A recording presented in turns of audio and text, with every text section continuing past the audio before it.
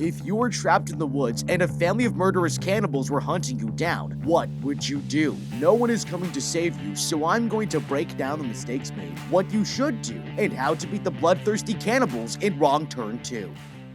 This girl is about to be brutally butchered. Kimberly here is driving down the road and heading to the set of a reality TV show she's a part of when she finds a fork in the road. The girl doesn't know which direction to take and decides to head down the route towards a paper mill with no idea this was her biggest mistake. She tries to talk to her agent over the phone, but realizes she's lost reception and suddenly hits someone crossing the street at full speed. Panicking, Kimberly steps on the brakes and runs out of her car to check on the stranger with no idea what to do. She can't make any calls and there's nobody around to help. The girl reassures the stranger he'll be okay, but then he jumps up and bites down her face. Terrified, she tries to run back to her car, but a man stops her, holding Kimberly in place. There's nothing she can do to save herself, and soon these murderers are going to hunt down 9 more victims in these woods, making that one down with 9 more to go. Meanwhile, the director of the show checks in with the cast members, but they're confused why anyone would want to watch this. The man explains that it's a reality competition set after the apocalypse, and insists everyone is going to love it, but they can't shoot until the 6th contestant shows up.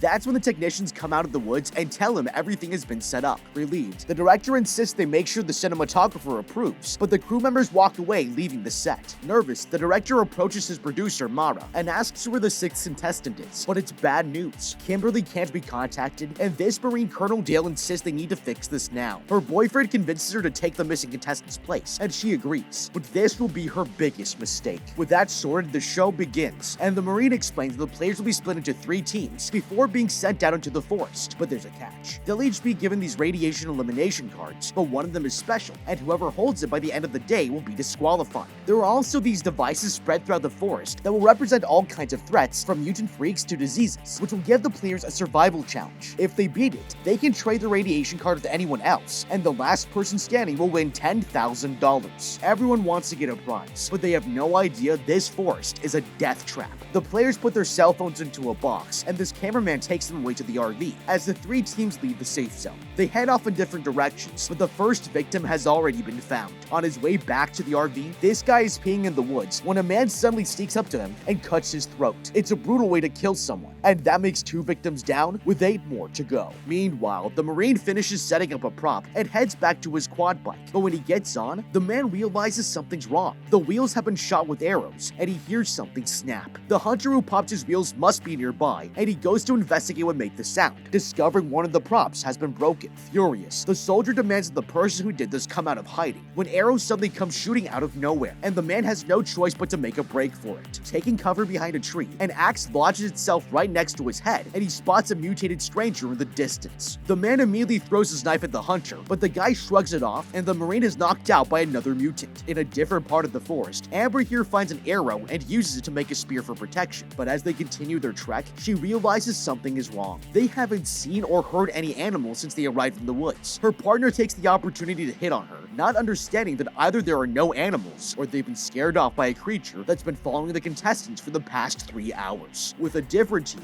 they head through the woods and the producer steps into a tripwire, activating a device. Frustrated, she takes out the challenge card and the girls are told they have 2 minutes to find a lanyard near the river or else they'll be disqualified. The players race down the hill as fast as they can and look around when the producer spots a prop hanging on a log. She crawls into the fallen tree, determined to get it, but just as she manages to reach it, the woman falls into the river. Climbing back onto land, the woman plugs the card into the device just before they run out of time and beats the challenge. The team hasn't been disqualified, but soon, these people are going to be killed by the mutants.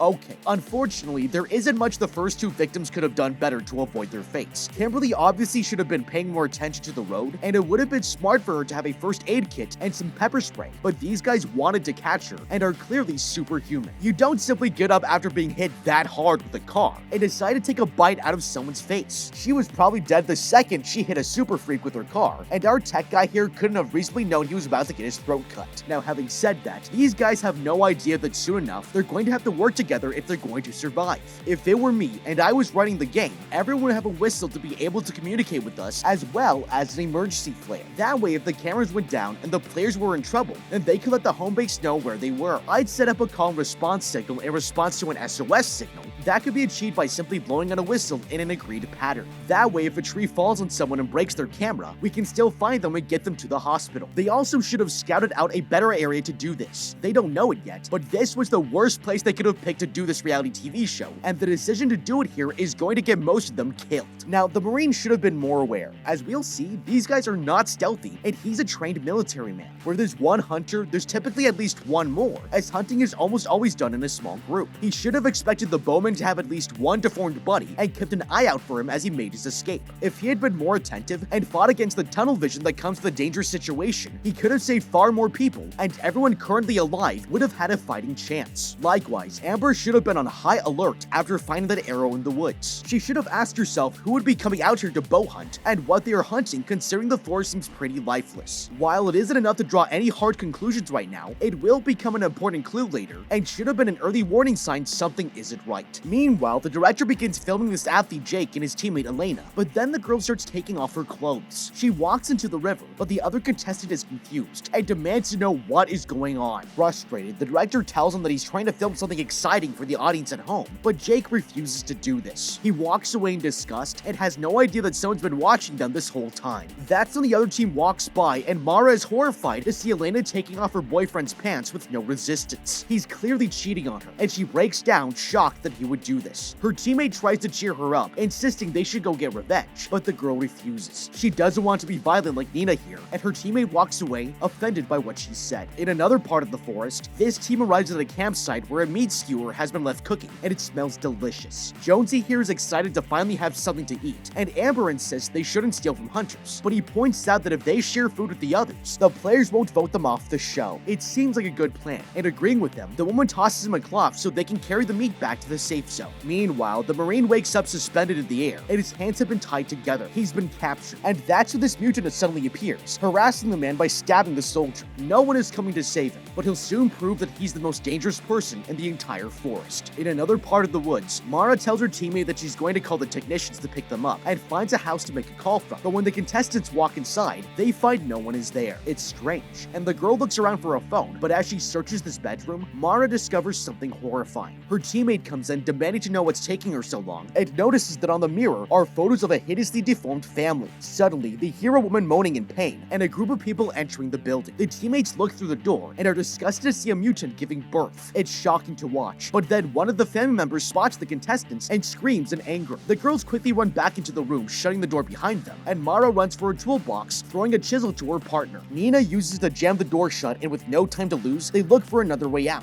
But there's a problem. All the windows are barred, and the mutants are breaking in. Acting quickly, the survivors shove the bed against the door and discover a makeshift toilet, which they realize goes under the house. They might be able to escape, and the girls start tearing the floorboards off, jumping down moments before the mutants can catch them. The survivors quickly break out of the building and run for their lives, but one of them isn't fast enough. Suddenly, an axe comes flying out of nowhere and hits the producer in the head, killing her instantly. She drops to the ground dead, and that makes 3 victims down, with 7 more to go. Terrified, Nina continues running through the forest, but stops to take off her body cam. She begs for help, hoping that a technician is watching the footage, when she hears someone walking towards her. In the distance, this mutant tracks the woman down and finds her body cam on the ground. The man has no idea she's hiding behind a log, and he's moments away from discovering her, but suddenly he hears a truck honking. The mutant realizes his family members are waiting for him and quickly goes away to join them. Nina here is extremely lucky, and she leaves her hiding place, determined to escape this forest. Meanwhile, the director finishes getting intimate with Elena and heads back to the RV to check on the footage, leaving the woman by the riverside. She lays down to tan when she hears people making noise in the distance and thinks it's the other contestants, but this was her biggest mistake. Suddenly, a mutant comes running out of the woods and rushes straight for Elena. There's nothing she can do to save herself from being brutally killed, and that makes 4 victims down with 6 more to go. Okay, I don't know about you, but I'd starve to death before I ate mystery meat in the middle of the woods. He should have realized that since there's no game in the entire forest, the fact that someone is cooking meat in the woods is really suspicious. The worst part is that they don't notice the tattoo until after they've already eaten a lot of her. They also could have brought the roast back to base camp and asked the game developers if this was part of the game. If not, then maybe it's best to take it back so you don't anger a hunter. If they had taken the time to observe more closely, it wouldn't have been difficult to notice, and they could have avoided their act of accidental cannibalism. With that said these people should have realized that going into the abandoned shack in the middle of nowhere uninvited was a bad idea. But Mara wasn't thinking clearly. One look at this place and you can tell there isn't any electricity running to it, so the chances of finding a working phone in here are about as high as finding one under a rock. Now that these guys are trapped in the shack while the murderous family members are delivering a baby, if they aren't careful, the first thing the baby is going to see is you being killed and eaten. While it's human nature to not be able to take your eyes off of a spectacle, peeking through the doorway was the dumbest thing they could have done. If they had quietly looked for a way out using the screaming to cover their movements, they might have been able to slip through the cracks undetected. Failing that though, they could have lit the house on fire and given the cannibals something to really worry about. While that might sound extreme, so is their reaction to spotting us. These guys are clearly out for blood, so I'll do whatever it takes to buy myself some more time. In another part of the forest, the other family members park at the shack and the Marine sees them pull the producer's body off the hood of the car, dumping it to the ground. They get back in their vehicle, leaving the girl to be butchered, and the cannibal approaches the Marine to slaughter him next. Acting quickly, he hits the creature right between his legs and picks up his fallen knife, using it to cut apart the ropes. The soldier lands on the ground and quickly defends himself as the mutant attacks him. He manages to get the upper hand, fighting the stranger off and sending him falling to the ground. With no time to lose, the Marine cuts the bindings around his wrists, but the cannibal comes running at him again, knocking the man to the ground. The mutant grabs a shotgun and tries to shoot him, but that was its biggest mistake. The soldier wrestles for the weapon, ripping the gun from its hand, and blasts the creature straight in the chest. The cannibal is sent flying straight into the river behind them, and the survivor goes back to check on the producer, but he quickly realizes she's dead. Taking her keychain, Dale heads out to find the others, and soon he'll be fighting for his life to escape this forest. Back at the RV, the director walks into the vehicle to check the footage, but when he watches the stream, the feed begins cutting out. Frustrated, the man inspects the wires to make sure there's nothing wrong, but that's when the RV suddenly speeds away, heading deeper into the forest. He goes to confront the driver thinking that his co-worker is in the vehicle, and realizes too late that the mutants have hijacked the car. Before he can react, one of them grabs him by the neck and punches the man out before shoving an arrow straight through his chest. Meanwhile, the surviving contestants eat the meat they found and pass the time talking to each other, when Nina suddenly comes running in, collapsing to the ground. Worried, the group checks on her, and the woman warns them that her partner's been murdered by a family of mutants. They need to get out of here right now or else they'll be next, but Jonesy here doesn't believe her. He reminds them that this TV show is set during the apocalypse and thinks the woman is freaking out over special effects. But then Amber notices something horrifying. There's a tattoo of the meat being barbecued, and they all remember that the missing cast member had one on her leg. They've been eating human flesh this whole time, and the group runs away, terrified that the cannibals are going to kill them next. They head for the RV, but on their way there, Nina steps on a nail board that pierces her foot. The athlete Jake checks on her and tells the others to continue on without them. Acting quickly, he takes off the woman's shoe and treats her wound. He's doing his best to make sure she can keep on going, but soon they'll suffer the most horrifying experience ever. Okay, this guy's an idiot. It should have been painfully obvious by his friend's non-responsiveness and the van driving off while still hooked up that something has gone terribly wrong. I wouldn't need to know exactly what was going on to know I needed to get out while I could. If it were me, I'd head into the room in the back and open up a window. While the RV is getting up to speed, it should be safe to jump out and roll. If he had just bailed while he could have and figured out what was happening later, he might still be alive. Now in the woods, the best strategy when fighting a group that outnumbers you is to split up so we can divide the enemy into more manageable groups when they chase us down. Right now, by staying together, the contestants are making it so easy to get killed that they're basically doing the murder hobos' jobs for them. If I were Jake, I'd just carry Nina back to camp. She's small, and taking the time to treat her injuries would be safer in camp. While it seems like a small thing, these decisions have huge ramifications on the group's ability to defend themselves. One thing they should have also been doing along the way is to start making weapons out of the rocks and branches along the way. While it might not be ideal in a situation like this, a decent quarterstaff is easy to make, requires no special equipment, and can be used effectively without too much skill. If you can tie a pointed rock to the end, now you have another spear. In another part of the forest, a man walks into his house with no idea that the Marine has been watching his every move. The soldier sneaks up behind the stranger and holds him up at gunpoint, demanding to know where his first aid kit is. After stitching himself up, the Marine looks around the room,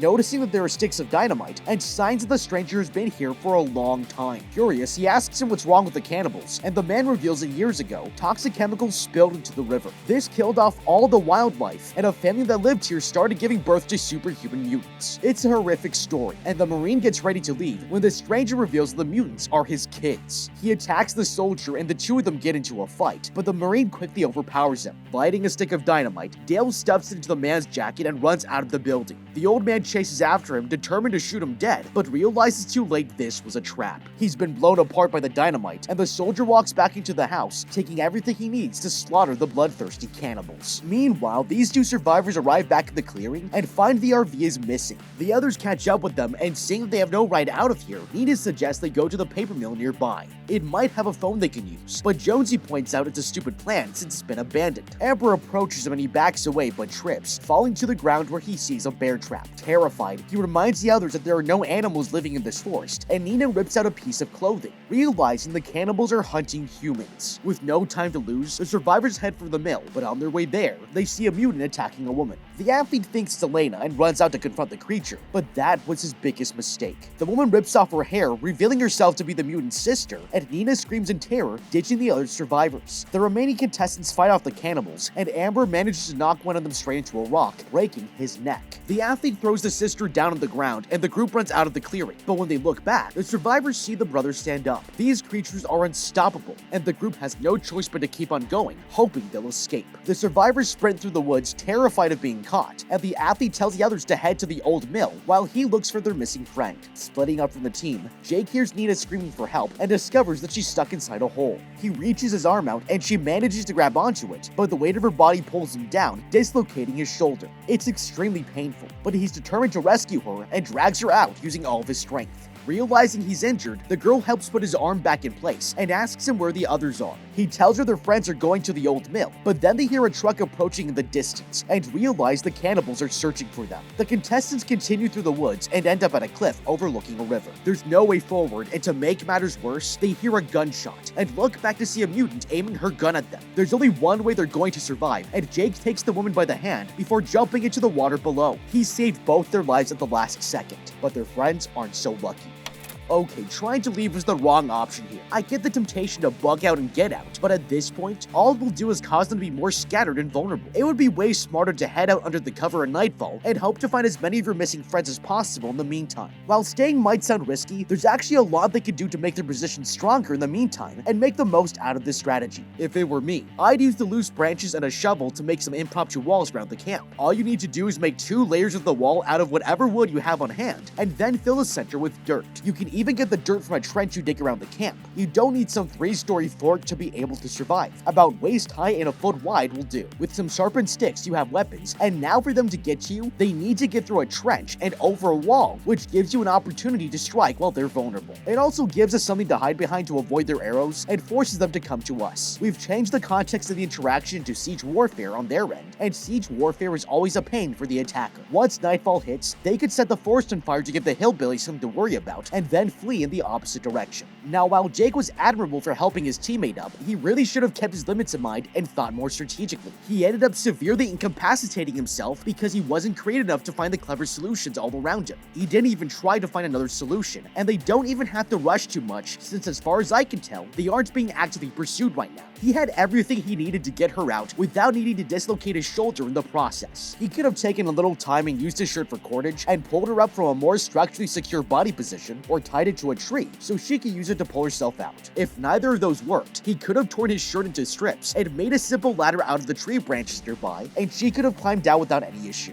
The other 2 survivors are running through the woods when an arrow suddenly flies straight into a tree. They've been spotted, and the teammates keep on going, but as they're passing through a clearing, the man steps into a trap. Suddenly, he gets pulled up into the air and begs his teammate for help. The woman tries to undo the rope, but no matter what she does, the knot won't budge. Looking around, she sees an axe and quickly runs over to grab it, but as soon as she picks it up, Amber is sent flying into the air. They both fell for a trap, and the survivors are left hanging as the cannibals catch up. The older mutant gives the bow to his son, and the kid takes aim, shooting an arrow straight through the contestants' heads. It's a brutal way to die, and that makes 6 victims down, with 4 more to go. Back at the river, the remaining 2 contestants climb out of the water and continue walking through the forest. Arriving at the mill, they head inside and find it's dark with no sign of life. They don't know the others are dead, and the athlete takes out a flashlight from his sock so they can look around. Walking upstairs, they find the manager's office, but their friends aren't there, and the phone doesn't work. The woman continues searching for something useful and opens up a locker, discovering a dead body inside. It's shocking to see, but then they hear tires screeching in the distance and realize the mutants are coming here. Nina tries to make a break for it, but the man insists they can't leave until the others are found.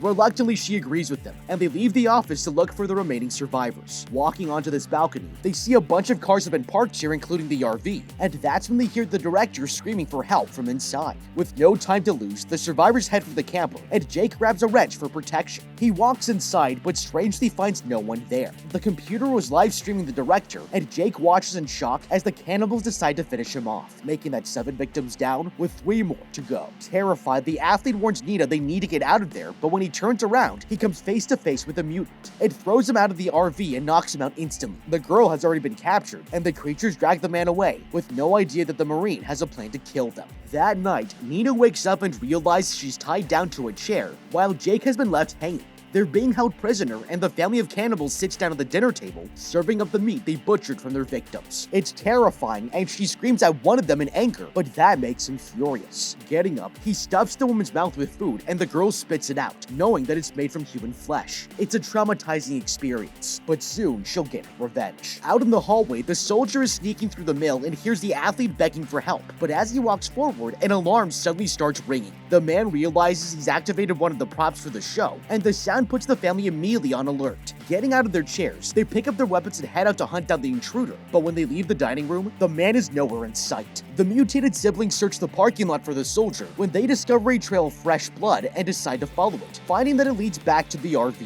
The sister realizes that the specks of blood don't end there, and they continue to track the soldier with no idea that this was a trap. Seizing his opportunity, Dale here fires a dynamite arrow straight into the brother's back, and the siblings are too surprised to rip it off. They blow up into pieces, and with only 2 mutants left alive, the Marine heads out to rescue the contestants. Arriving at the dining room, he helps the girl slip her hands free from the chair, and she manages to get out of the barbed wire. Helping the survivor up, the soldier tells her to head for the exit and goes to cut Jake down. He removes the man from his bindings, but just as he's telling him to follow Nina, an arrow pierces straight through his chest. There's no way Dale is leaving this place alive, and he urges Jake to get out of there while he keeps the mutants distracted. With the last of his strength, he approaches the archer, but that's when the guy's wife comes running into the room and throws a razor-line chain around his throat. It rips the man's neck open, and the Marine drops to the floor dead, making that 8 victims down with 2 more to go.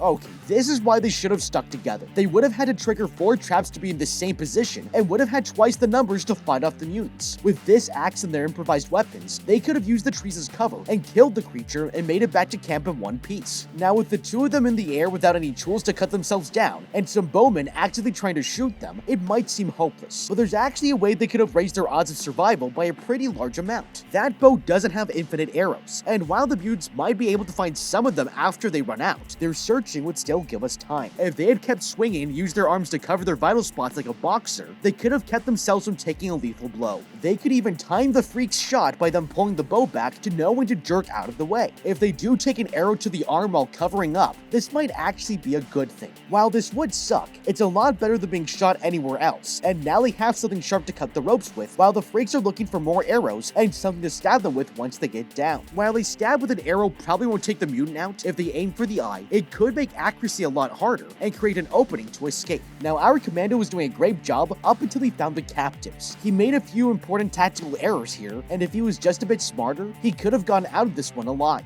He should have expected Nina's escape to be loud and planned around it. She has barbed wire in her wrist, and getting her out is going to hurt, but there's actually a way he could use this to his advantage. If he had freed the football player first, and then had him set Nina free using this knife, he could have covered the entrances and used his explosive arrows to kill the freaks when they inevitably hear the sound you're making and come running. If he had freed them in the right order like this and planned around her noise, he could still be alive.